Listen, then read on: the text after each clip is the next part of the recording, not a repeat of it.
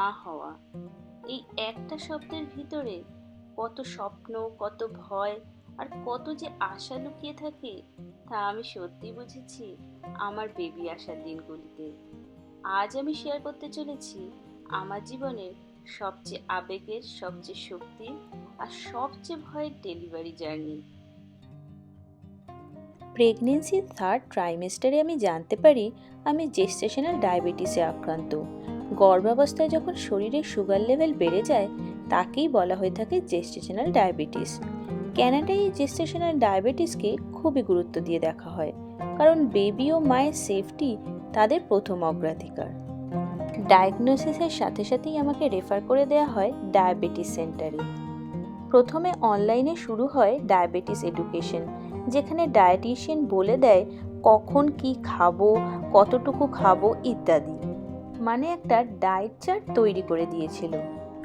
আসলে এই gestational diabetes ঠিকমতো নিয়ন্ত্রণ না করতে পারলে বেবির অতিরিক্ত গ্রোথ, মায়ের হাই ব্লাড প্রেশার ইত্যাদি বিভিন্ন রকমের কমপ্লিকেশনস হতে পারে।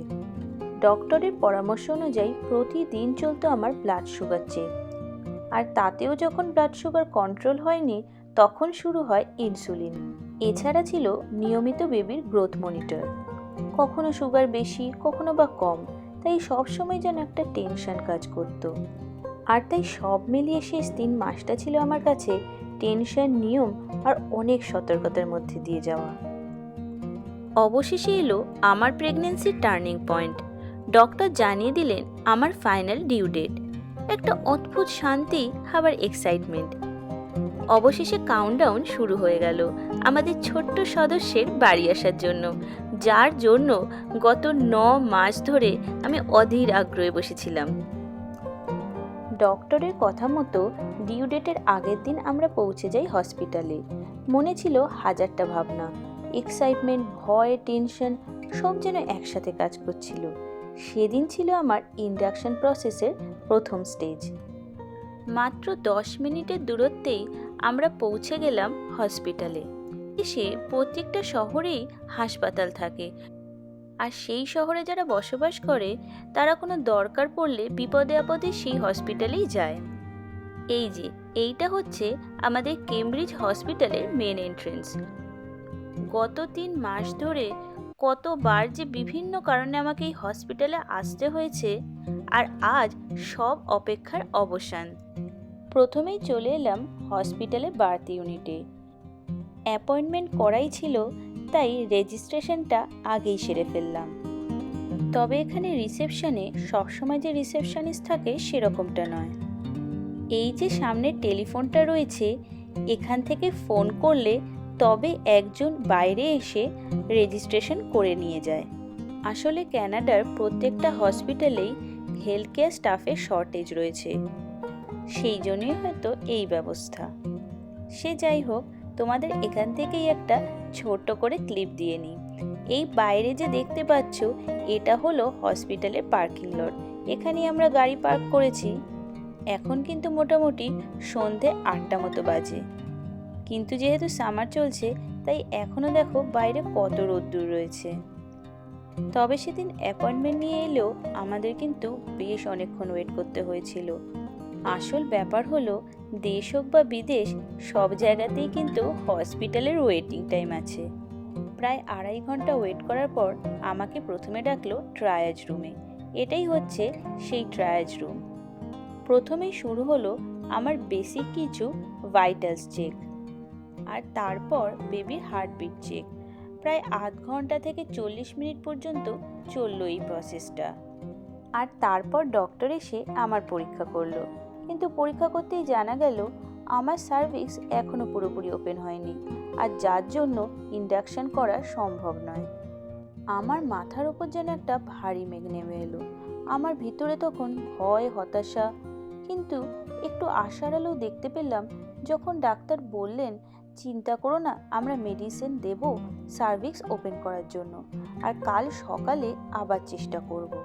আর মেডিসিন দেওয়ার পরেও কিন্তু আমাকে প্রায় 2 ঘন্টা অবজারভেশনে রেখেছিল। আর হাতের এই মেশিনে আমাকে বেবি মুভমেন্ট কাউন্ট করতে বলা হয়েছিল। আসলে মেডিসিন দেওয়ার পরে অনেক সময় কমপ্লিকেশনস হতে পারে, আর তার জন্যই কিন্তু আমাকে অবজারভেশনে রাখা হয়েছিল। আর তাই সেদিন এত বড় একটা লম্বা প্রসেস চলার জন্য ডিনারটা আমরা ট্রায়াল রুমেই সেরেছিলাম। কিন্তু তখনও আমি বুঝতে পারিনি যে পরবর্তী 24 ঘন্টায় আমার সাথে কি হতে চলেছে। সেই রাত্রিতে আমি বাড়ি ফিরেছিলাম একটা অদ্ভুত আতঙ্ক নিয়ে। মাথায় বারবার একই কথা ভেসে আসছে, কাল কি হবে। পরের দিন খুব ভোরবেলায় আমার ঘুম ভেঙে যায়। ততক্ষণে আমার কন্ট্রাকশন স্টার্ট হয়ে গেছে। মানে আগের দিনের যে মেডিসিনটা আমাকে দেয়া হয়েছিল সেটা কাজ হয়েছে। তবে যেহেতু এটা আমার প্রথম প্রেগন্যান্সি ছিল, তাই ওটা যে কন্ট্রাকশন সেটা বুঝতে কিন্তু আমার অনেকটা সময় চলে গেছিল। আর প্রথম দিকে কন্ট্রাকশন যেহেতু খুবই স্লো থাকে, সেই জন্য আরোই বুঝতে পারিনি। তবে শরীরে একটা অস্বস্তি শুরু হয়েছিল। যাই হোক, আমরা সকালবেলা 11টা নাগাদ অ্যাপয়েন্টমেন্ট অনুযায়ী আবারও হসপিটাল পৌঁছে যাই। এখানকার হসপিটালের নিয়মগুলো দেখেছি আমাদের ইন্ডিয়ার থেকে একটু আলাদা। কালকে যখন আমরা রাত্রিরে আসি, তখন যে ডাক্তারকে আমি হোল প্রেগনেন্সিতে দেখাচ্ছি উনি প্রেজেন্ট ছিলেন না। তাই অন্য একজন ডাক্তারই আমার প্রসেসটা করেছিলেন। আর আজকে আমি যে ডাক্তারকে দেখাচ্ছি উনি প্রেজেন্ট আছেন। আর তাই ইন্ডাকশন প্রসেসটা উনি করবেন আজকে। এটাই যা মানসিক শান্তি আজকে। আসলে অনেক দিন ধরে একই জনকে দেখাতে দেখাতে একটা কমফোর্ট লেভেল যেন ডক্টর আর পেশেন্টের মধ্যে হয়ে যায়। যাই হোক, সেদিন আর আমাকে ট্রায়াল রুমে না নিয়ে গিয়ে একেবারে লেবার রুমেই নিয়ে যাওয়া হয়েছিল। ভয়ে টেনশন দুটোই কাজ করছিল, তবে কেমন যেন একটা ভালো লাগাও ছিল। ফাইনালি এই দিনটা এসেছে। এই দিনটার জন্যই তো কত মাস ধরে অপেক্ষা করে বসেছিলাম। যেহেতু এটা একটা লেবার রুম ছিল, তাই আমার বেডের সামনেই ছিল নিউবর্ন স্টেশন। এই যে সামনের বেডটা দেখতে পাচ্ছ, এখানে কিন্তু বাচ্চা জন্মানোর পর তাকে রাখা হয় এবং বিভিন্ন ধরনের চেক আপ করা হয়ে থাকে। এখানে ইনকিউবেটরও আছে, যাতে করে টেম্পারেচার কন্ট্রোল করা যায়। আর এই সব দেখতে দেখতে টের পেলাম আমার কন্ট্রাকশন ততক্ষণে ভালো মতো স্টার্ট হয়ে গেছে। ঠিক প্রতি 5 মিনিট অন্তর অন্তরই কন্ট্রাকশন হচ্ছে। আর তার কিছুক্ষণ পরই ডাক্তার এলেন আর শুরু হলো আমার ইন্ডাকশন প্রসেস। আস্তে আস্তে ব্যথা বাড়তে লাগলো।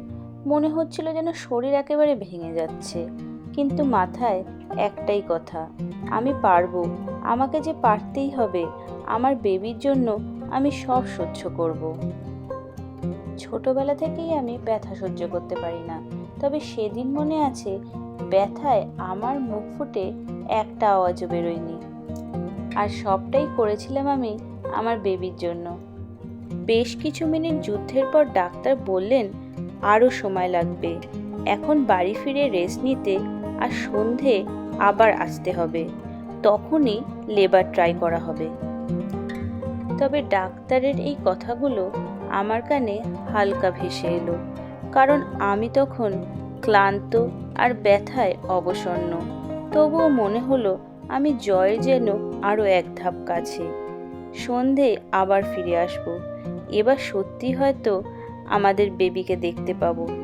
আর এভাবেই শুরু হলো আমার জীবনের সবচেয়ে লম্বা রাত, মা হওয়ার যাত্রার সবচেয়ে বড় অধ্যায়।